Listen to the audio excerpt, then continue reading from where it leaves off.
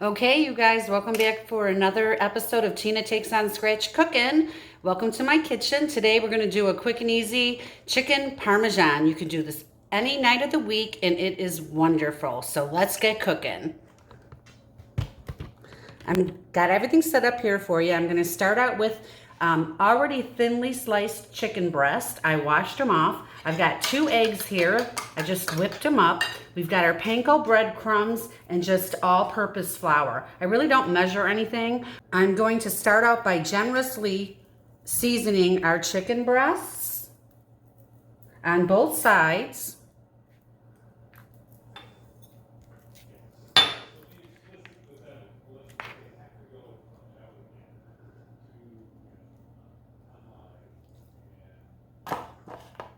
We've got our chicken breast seasoned well, and we've got our panko, our eggs, and our flour. To the panko, I'm going to add about a half a cup, 3/4 of a cup. This is actually grated Parmesan Romano cheese from Italy.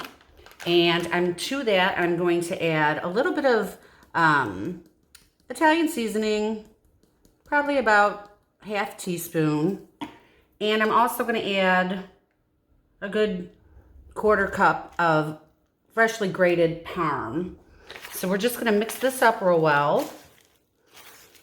I can smell it already. I love the smell of the Italian seasonings. Okay, and I don't measure this. I just kind of eyeball it. I've got 5 chicken breasts here, so if we need to add more later, we certainly can. We've got here fresh mozzarella, the parm. I got some basil. I've got some provolone, and I took a little sprig of rosemary off. And what I'm going to do here is I'm just going to smash up 2 cloves of garlic, and I'm going to throw this into the oil that we're going to cook. We're going to fry these chicken breasts in. Okay, so this is going to get taken out because it'll burn if we leave it in there too long while we're actually going to be frying these. It'll be too hot for the garlic, but this garlic and rosemary will season the oil for us while the oil is getting up to temperature. So I'm just going to throw that into our oil over here. And I'm going to turn that oil just on medium right now, just to start getting it going. In the meantime, I'm just going to roughly chop up this mozzarella, because in the slices that it comes, it's just a little too thick, I think, for this application. So the thinner the better on this. You don't want to overdo it.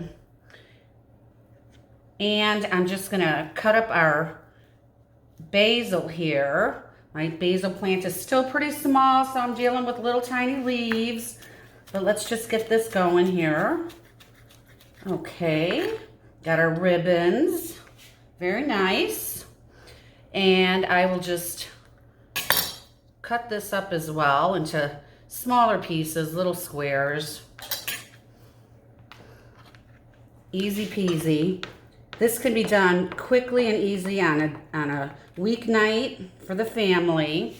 That was just 2 pieces of provolone. So let's get dipping here. We're going to start. Let me actually get a platter to put these on. Okay, so we're going to take a chicken breast. We're going to dredge it in this flour over here.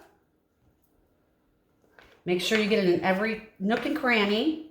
Get it really good. Flip it a few times. And I just pulled a tray out because it's really important to leave these sit out for 15 minutes so everything absorbs into it and the breadcrumbs really stick well to them. So we're going to dredge it through the egg wash a couple times. Make sure you get everything. Okay. And then we're going to dredge them through our panko Parmesan seasoning. Here we go.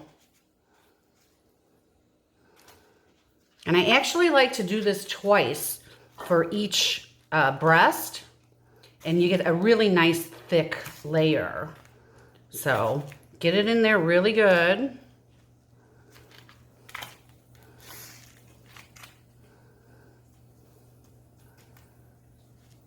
Smells good already, you guys. Okay. I'm going to put that off to the side and we're going to let that sit, and I'm going to go ahead and do another one. Okay, so the reason I like to do this on paper plates is because, voila, I get to just throw it all away. No fuss, no mess.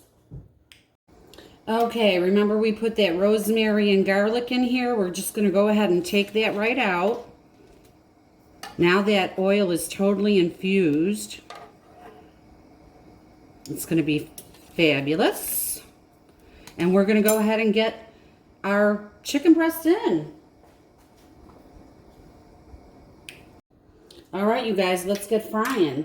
This is how I usually tell if my oil is hot enough. I'll just throw a little piece of crumb in there or something. I can see that it's already sizzling, so I know that it's ready to put our chicken in. Step back, lay it in there nice and slowly. Swish it around a little bit. This is my biggest pan I have, and the size of these chicken breasts, I'm only going to get 2 in. So let's get these frying up. We're going to do these 2 to 3 minutes on each side. It looks like I'm going to have to flip them, obviously, but looks like maybe only 2 minutes. We'll see. Because I have a lot of oil in there. I thought I was going to be able to get more than 2 breasts in there, but I didn't realize how big these were. And I thought it was a package of 4, but it's a package of 6, so lucky me. So we're going to let these fry up, flip them, give them 2-3 minutes, and we're going to let them drain over here on a cookie sheet.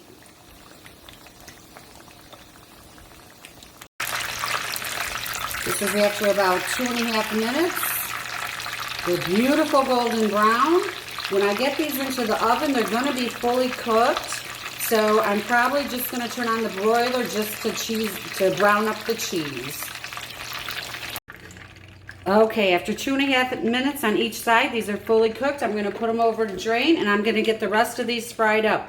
And it's important, you guys, that when you're frying stuff, you may have to keep an eye on the temperature. You know, you start it out on kind of medium high, and then you may find yourself turning it down a little bit, turning it up a little bit. You just don't want it to get too hot so that the internal chicken doesn't get cooked.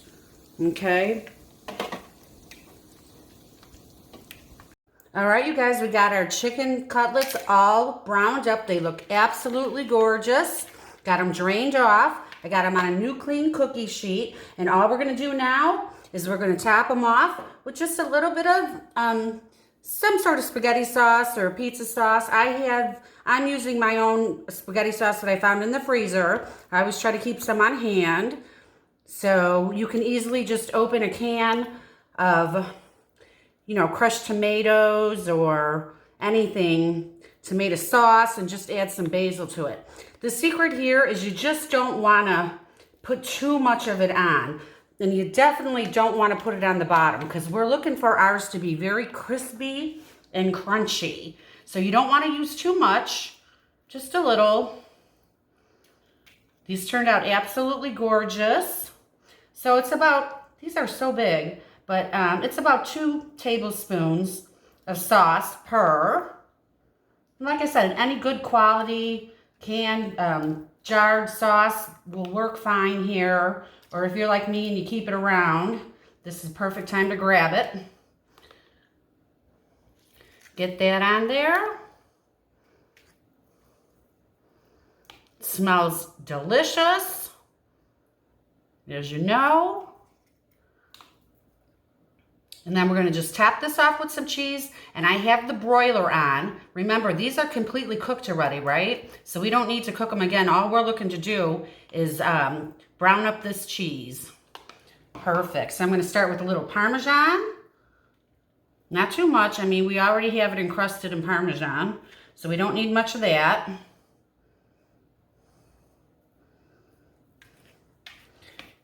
And then I'm going to go for the provolone. Get a little bit of that on there.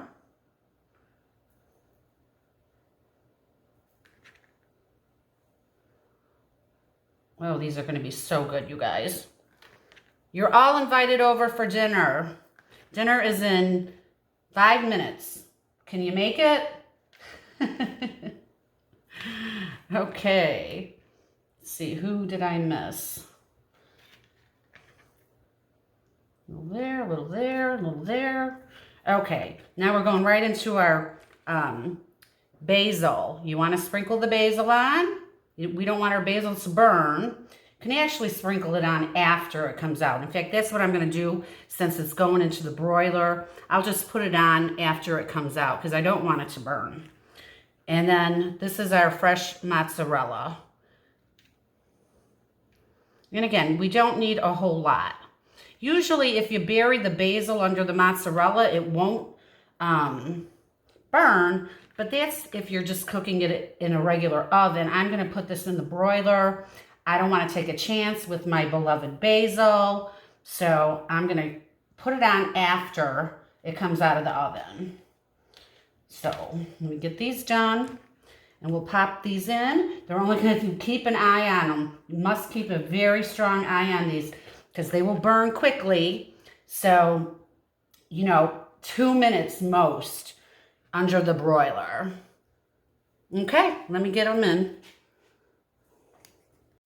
Okay, you guys, I just pulled this out of the oven. It looks and smells great. I'm going to sprinkle this basil on and I'm going to eat. Manja, I hope you enjoyed this video. And please like, subscribe, and share. We'll see you next time in Tina's Kitchen.